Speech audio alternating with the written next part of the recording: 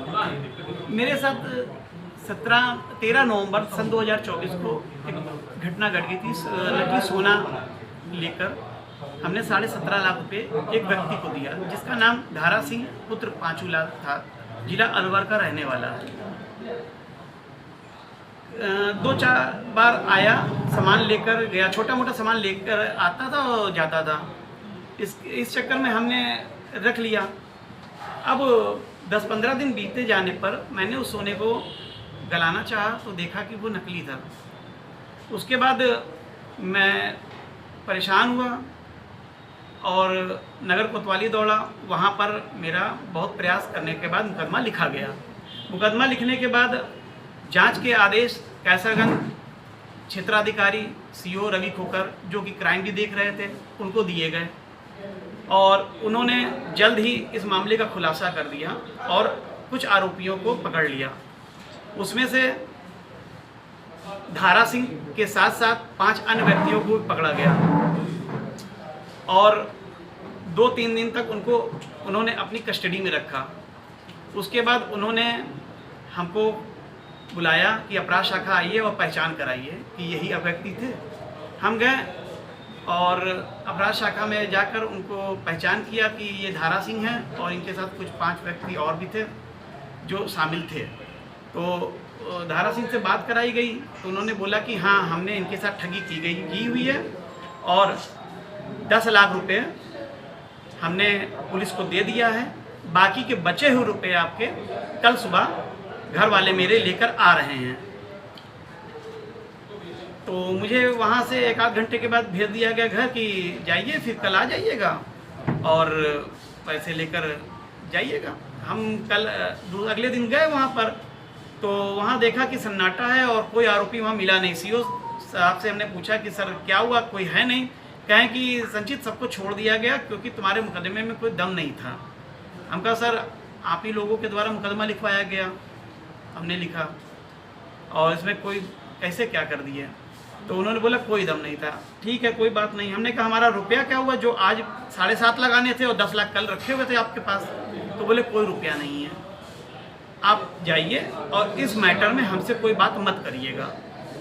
उसी दौरान हम लोगों ने कप्तान के पास गए, हम सब लोग कप्तान के पास गए, वहाँ पर अपनी बात रखी तो उन्होंने तुरंत अपर पुलिस अधीक्षक को जांच के आदेश सौंपे और तत्कालीन प्रभाव से उन्होंने 17 लोगों को लाइन हाजिर किया, जिसमें सब इंस्पेक्टर भी थे और कांस्टेबल भी थे।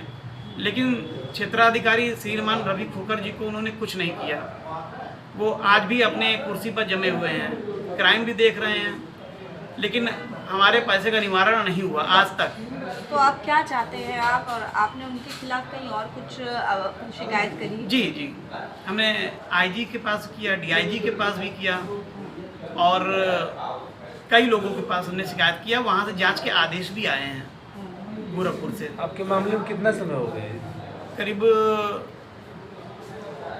ठगी तो हुई है हमारी 1 साल हो रहे हैं, लेकिन ये मामला हमारा 7 महीने हो रहा है करीब। जी हाँ, कोई मतलब कि अच्छा कार्य नहीं हुआ क्योंकि उनसे पूरा पुलिस सीओ साहब से पूरा पुलिस डिपार्टमेंट, अब अपने डिपार्टमेंट का मामला है तो वो रुका हुआ है।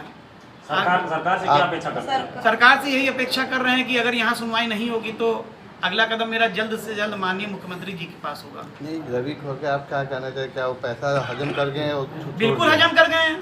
जब मेरा पैसा नहीं मिला, अपराधी बोल रहा है कि 10 लाख रुपए दिए, 7.5 लाख कल आ रहे हैं और कुछ व्हाट्सएप चैट भी मेरे पास है जिसमें 10 लाख रुपए का जिक्र है। किसके सीओ द्वारा? हाँ, रवि खोकर से? हाँ, कुछ व्हाट्सएप चैट थे मेरे पास, उसमें 10 लाख का जिक्र है। जैसा कि आप बता रहे हो उसने आपसे ठगी, आपको सोना जो बेचा था सामान जी, आप सुना रहे हैं, आप कोई चीज़ गिरवी भी रखते हैं तो पहले उसकी जांच नहीं, करते हैं? जांचा था हमने, एक तब पीस चेक किया था, उसको वो क्लियर था, 85% आया था। तो उसने कहा कि लाइए दे दीजिए, इकट्ठा करके दे देते हैं। थोड़ा बहुत जानकारी थी उसके, वो आता जाता था, तो हमने कहा कि ठीक है आप रख लीजिए अपने पास। तो इकट्ठा करके उसने हमको दे दिया, हमने रख लिया। लेकिन उसने जाते समय ये भी बोला कि आप 10-15 दिन इसको कुछ मत बोलिएगा, मैं वापस कर लूँगा, आपको पैसा दे दूँगा। मीडिया के माध्यम से क्या कहना चाहते हैं आप? मीडिया के माध्यम से ये कहना चाहते हैं कि जहाँ तक मेरी आवाज़ जाए या सरकार तक या पुलिस विभाग तक, तो पूरी तरह से जांच करे और निष्पक्ष जांच अगर कर देगी सरकार इनके खिलाफ, तो बहुत से मामले निकल के बाहर आ जाएंगे। और कुछ 1-2 सुनारों का भी मामला है जो श्रीमान जी के अंडर में ही है। वो भी केसरगंज का है जी, वो भी कैसरगंज का ही मामला है। वो तो करीब 1.5 करोड़ का मामला है। अच्छा, 1-2 ही महीने पहले आया है वो। एक बार पूरा परिचय दे दीजिए। मैं संचित वर्मा, पुत्र राममोहन वर्मा, मीरा खेलपुरा बहराइच का निवासी हूँ। एक छोटी सी दुकान है मेरी घंटाघर पर, लेन देन वहीं से करता हूँ सोने किस चांदी नाम का। से है दुकान आपकी? New Manju jewellers. ये आपकी फर्म है? जी।